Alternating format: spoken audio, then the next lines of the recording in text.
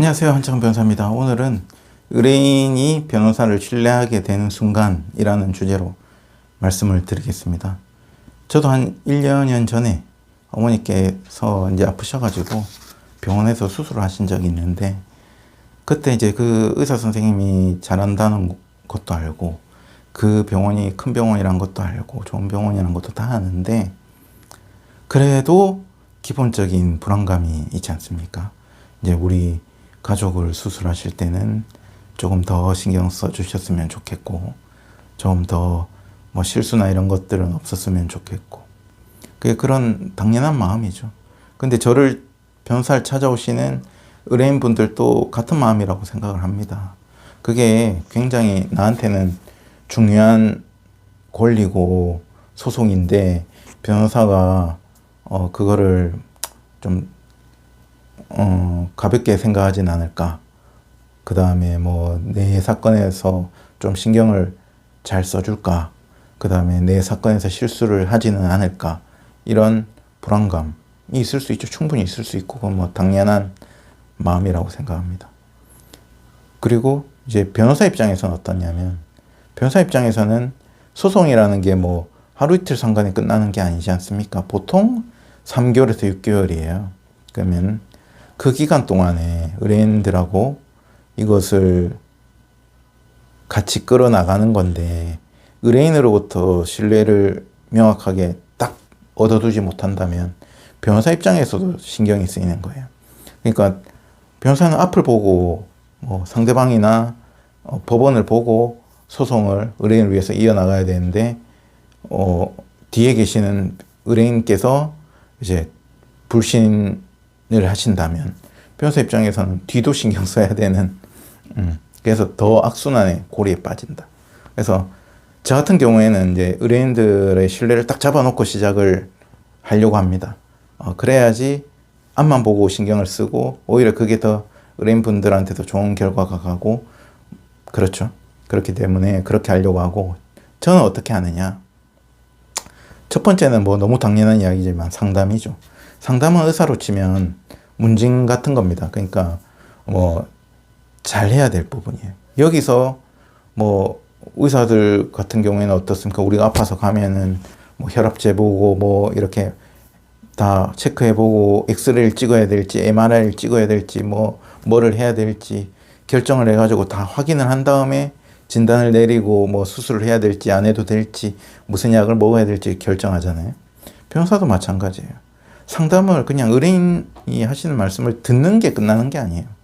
듣는 거는 그건 뭐 심리 상담 같은 영역에서 이루어져야 될 부분이지, 변호사도 적극적으로 의뢰인한테 확인해야 될 것들을 확인해가지고, 뭐 의뢰인의 의사가 예를 들어서 이혼 사건으로 따졌다면 이혼 의사가 확고한지 어떤지, 위자료에 대한 증거가 뭐가 있는지, 어느 정도로 있는지, 그 다음에 뭐 재산분할이라고 하면은 재산분할 과정에서 뭐 재산 형성의 과정은 어땠는지, 현재 무슨 재산이 있고 그 시세가 얼마나 되는지, 그 다음에 뭐 자녀 양육권 친권 부분에는 합의가 됐는지 어쨌는지, 상대방 소득은 우리 쪽 소득, 상대방 소득은 얼마 정도여서 양육비는 얼마 정도로 결정될 건지, 이런 것들을 다 확인해가지고 상담 과정에서 이 사건 전체를 말씀드리는 거예요. 그래서 우리가 위자료를 얼마를 청구하겠지만 실제로는 얼마 정도 나올 것 같고, 재산분할 얼마를 청구하겠지만 실제로는 얼마 정도 나올 가능성이 높다. 그리고 이런 부분에는 변수가 있다. 또 위험 변수도 있다.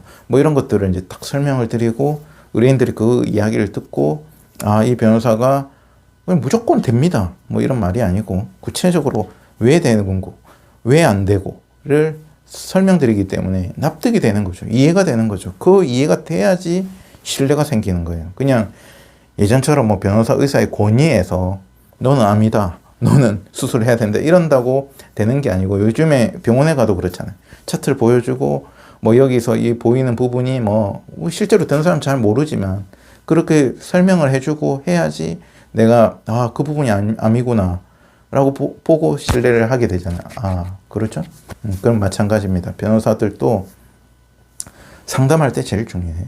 그리고 기본적인 그 기초적인 신뢰가 있어야지 당연히 내 비싼 돈을 주고 변호사를 선임하는 선임 계약이 체결이 되겠죠. 그래서 이제 업무가 시작이 되는 거예요. 변호사 입장에서는. 하지만 그거는 기초적인 신뢰관계. 상담 과정에서 명확하게 말씀해 주시고 정확하게 해주고 저 변호사가 말하는 걸 보니 신뢰가 간다. 그러니까 이제 내가 계약을 했다. 시원하다. 이렇게 생각하시는 것도 중요하고, 그리고 확정적으로 이 변호사가 내가 일을 맡겨놨는데 위임계약 체결하고 나서 실제로 일을 처리한 건 다른 사람이나 다른 변호사가 아닌가 의심스럽다거나, 내 사건을 이 변호사가 사건이 많아 보이는데 내 사건을 좀 등한시하고 있는 게 아닌가, 내 사건에 신경을 확 써주고 있나, 내가 이런 부분에 대해서 좀 주장하고 싶은데 그런 부분을 안 까먹고 잘 반영을 해줄까, 이런 막 불안감이 있잖아요. 그게 언제까지 이어지냐면 이제 첫 서면이 나갈 때까지입니다. 근데 저는 이제 그것을 첫 서면에서 일소시키려고 노력을 하죠. 그래서 이제 그게 원고가 됐다면 소장일 거고요. 피고가 됐다면 답변서일 것이고, 이런 서면이 나갈 때 의뢰인께서 주신 증거, 제가 말씀드렸던 전략, 이런 것들을 다 녹아내서 의견서를 만들어서 드리죠. 그러면은 의뢰인 분들의 정말 리얼 고객 반응이 딱 나옵니다.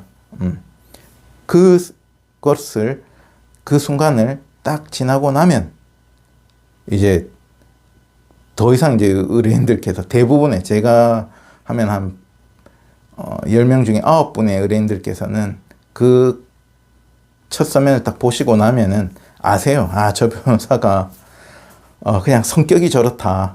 내 사건이든 무슨 사건이든 저 변호사가 대충 일을 하는 스타일은 절대 아니구나를 느끼시게 해드리죠. 그러고 나면 변호사도 편해요. 그리고 의뢰인들께서 전폭적으로 신뢰를 해주시니까 그게 참 업무할 때도 편하고 또 보람도 있고 그런 면이 생기죠.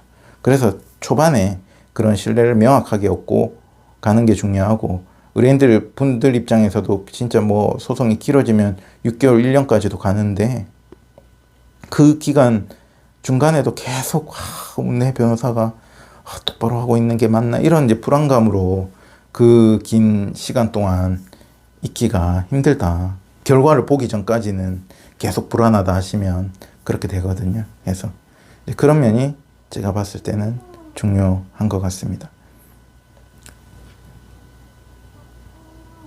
오늘은 여기까지입니다. 감사합니다.